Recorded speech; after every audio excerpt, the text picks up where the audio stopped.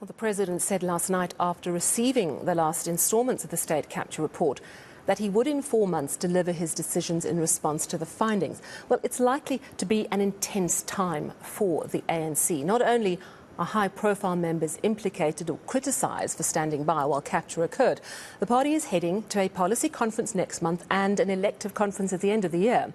And there's that small matter of President Ramaphosa being investigated over allegations by his former spy boss Arthur Fraser that the First Citizen covered up a robbery on his farm. Let's talk now to political analyst Dr. Ntsikelelo Breakfast. Dr. Breakfast, thank you so much for joining us. So the president, of course, has not escaped criticism himself in this report.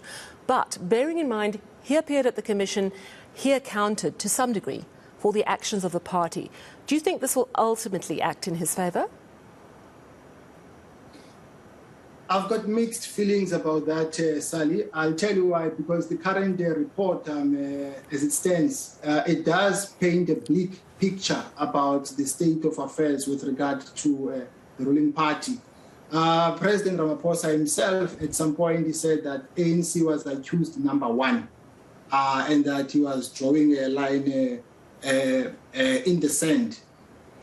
So this is going to hurt the ANC because the ANC also has been singled out as have been at fault and facilitated the entire process of a state capture. That's why President Ramaphosa, he wore two caps there. On the one hand, he came there as the head of state. On the other hand, he also came there as the president of the ANC.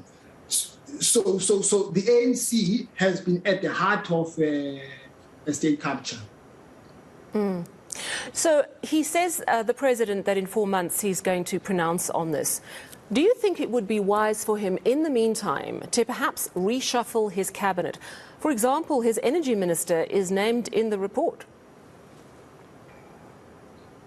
I don't think that's where the problem lies, Sally. I think the problem has been the fact that corruption is not just a buzzword, but corruption is institutionalized, embedded within the state machinery. That's the problem. There has been a mismanagement of the economy. We've seen corruption on a large scale.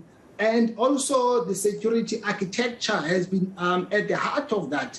If you look at, for instance, the role of intelligence apparatus, they've been embroiled in some of the factional battles of the ANC, and that evidence was laid bare at that particular commission. So that's where the problem lies. It doesn't lie with chopping and changing ministers and blah, blah, blah. So we need to see a responsiveness from the president's side and make sure that he implements those findings and get the job done in terms of waging a war on corruption. Is the president able, though, to act decisively? I mean, I'm thinking of obviously Arthur Fraser's out of the picture in terms of governance and high-profile positions, but his name comes up prominently in the section on the State Security Agency. And as you say, the allegations within the report, and a lot of people saying the same thing, that money meant for state security was simply shipped over to the ANC to buy votes. Those are shocking allegations, very startling, very damning. We know that the party is going to go through a process of taking the people named through a disciplinary process. But what are the options to a party facing such tremendously damning allegations? At the moment, Sally, when one looks at the ruling party, there are two narratives. And narratives are meant to explain the social order. You have what I call the hardliners who believe in radical economic transformation. I'm not talking about the rightness or the wrongness of that. On the other hand, you have what I call the soft liners who believe in state capture. And so I don't think that these two groups are going to strike a balance. It's the winner takes all. And that is going to escalate the magnitude of the conflict within the ANC. And the problem is that this conflict escalation is spilling over to the country, and as the public, we are caught in this crossfire, which is posing a threat to the stability of the country. So I don't think that the ANC has a way out of this. What do you see playing out in the next 4 months? Yeah, my anticipation is that I think President Ramaphosa might bounce back, even though he has been dealt with a blow.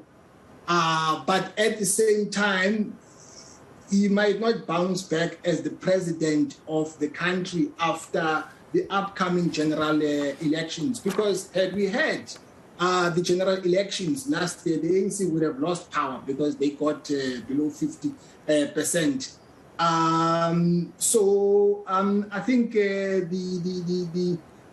the findings are painting seriously a bleak picture about the ANC. And like I said, I mean, the possibility that the ANC might lose power in the upcoming elections is not far-fetched.